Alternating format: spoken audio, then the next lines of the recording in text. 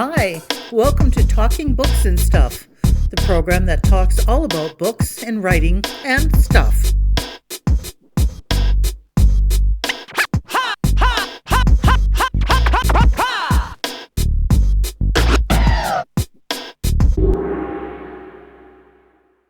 Here's your host, Dennis Rimmer.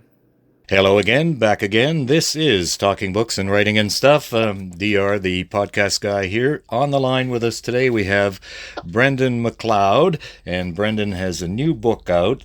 In fact, his first book of poetry, I think. We'll get him to tell us about it. It's called Friends Without Bodies. Looks like, to me, it's a sort of a pandemic poetic daily diary. Brendan, is that a good description of it?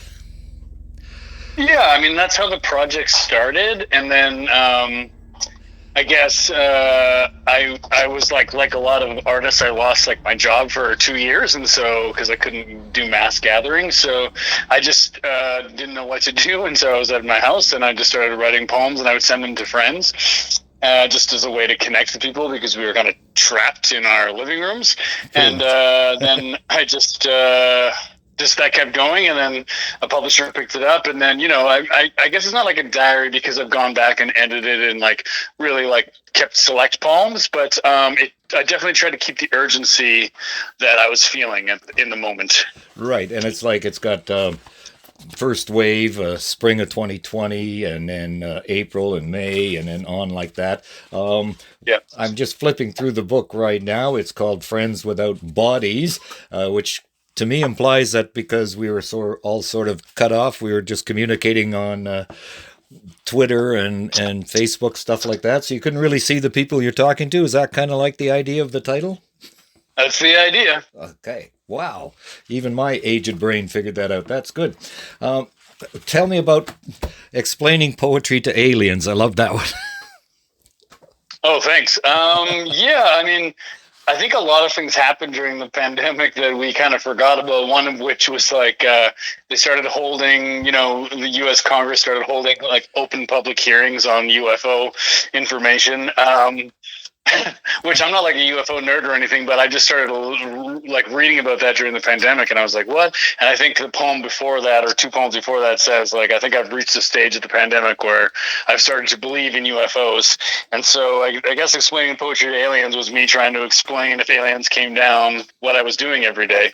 So it's a mild defense of poetry, but it also inherent in the poem is a lot of the problems of poetry too. So I guess it just plays on that. And I like the last line of they have 7 arms and so they're very good swimmers. So yeah, I mean, for me, those aliens had 7 arms. I don't know. It also fit the poem, but right. Yeah, who knows what the aliens will actually have? I can't wait to find out. A lot of your poems, I think, have pretty serious themes to them, obviously, but then every once in a while, there's a kicker at the end that kind of puts it all back into sort of a bit of perspective, where the bit of a humorous ending sort of makes us all realize, we can't take any of this seriously, but we have to at times. But then again, you have to look at it with a sense of humor. Is that kind of what you're getting at in some of these cases? I mean, that sounds like the human conundrum, summated.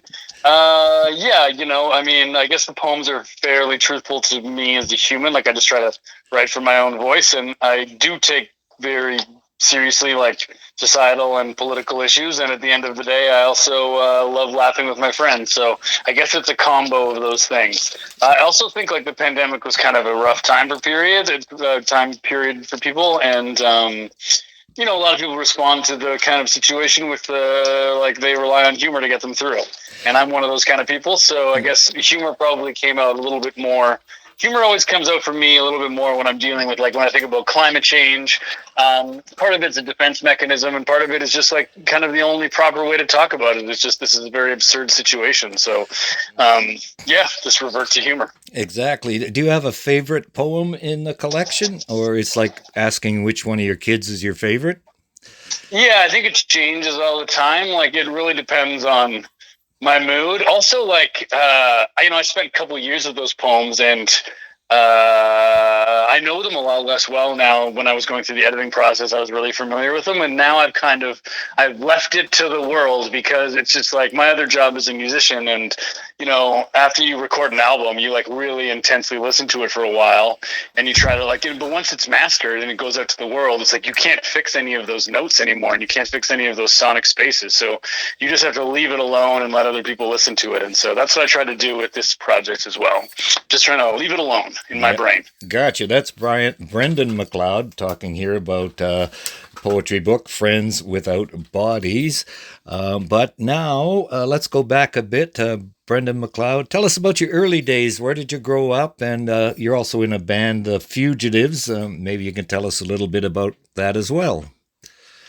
I was born in Saskatchewan, raised in Alberta, lived in BC for 12 years, and I now live in Ontario for over a decade. I play in a folk band called The Fugitives, which is, it started as in 2007 as like a bunch of kind of Yahoo poetry people just kind of running around Europe doing some kind of avant-garde thing, and now it's like very much a traditional roots outfit, which is something. And what part of Saskatchewan you born in?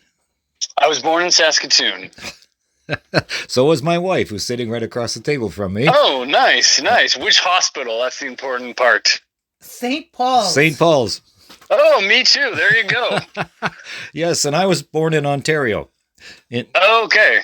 So we're just doing a triangle around each other. Yep, and I lived a lot of years in Vancouver, so... Oh, nice. Okay, yeah. So we have and you're very close to Vancouver right now too. So yeah. Yep. We're all over the place. So, what instrument do you play, by the way? In the band, I play guitar, and in the last few years, I've really I've picked up the banjo and really grown an affinity to the banjo, which is makes me a bit of a nerd, but also I can't help it, man. I really like the banjo. So I think I really torment my neighbors by playing it at all hours on the porch. Well, I'm not going to say anything about the banjo, except every time I hear a banjo, all I can think of a poor mountaineer with the name of Jed, etc. I know, right? Yeah. It really puts you in that, in that kind of mind state. But that's great. That to each his own, right? I can't play anything, so I'm not going to complain about it. What is spoken word? You said you're like a spoken word artist. What is that? To the masses, explain what that is, please. I always like to talk to the masses. I guess, generally speaking, it means just things that are just like what it sounds like, things that are spoken off of the page. And so that's kind of what my training is. So I've never really done a page poetry collection before. Something that attended to line breaks and the form of the poem, the way it's presented on the page. And as opposed to, the way it sounds coming out of your mouth. So I've really enjoyed the process of trying to perform on the page as opposed to off the page. It's been really, really interesting, and I think I've learned a lot, and also, I think I've learned a lot about performance too, just by virtue of paying that much close attention to, syllable counts and all these other rhythmic things that if I was saying it with my mouth, I might not pay as much attention to as if I'm seeing it lined up on the page day after day. Okay, so spoken word is slightly different from a poetry slam, or which is it where you just get up and make something up as you go along? That just sounds like improv to me. Oh. Slam poetry is usually 3 minutes of pre-planned poetry, and I think the thing that separates it from things is slam poetry is judged by the audience. Okay. So people will not randomly, they will score your poem based on what they thought the poem was worth. So that's a very specific type of competition. That's how it started, but I only did that for a couple of years. So I wouldn't, I think I would die at it now. I'm not as young as I used to be. None of us are. And that noise you heard in That's true. That noise you heard in the background was our cat knocking her dish off the counter because she's a cat. So what else is she supposed that to? happens. That happens. Brendan McLeod is with us, Friends Without Bodies. The book, it's Right Bloody North is where it came from. What can you tell us about Right Bloody North? Right Bloody North is a offshoot of Right Bloody, which is a U.S. publishing house. And it was started originally to promote and publicize and publish authors of kind of spoken word repute in the States. And that's what the offshoot in Canada is too. So it takes, I guess, Canadian spoken word artists and gives them a platform on the page. So you're a writer, a performer, a musician. So why do you write? Like, what is it in you that makes you want to just have to write all the time? I think it's just the way that makes sense of the world around me.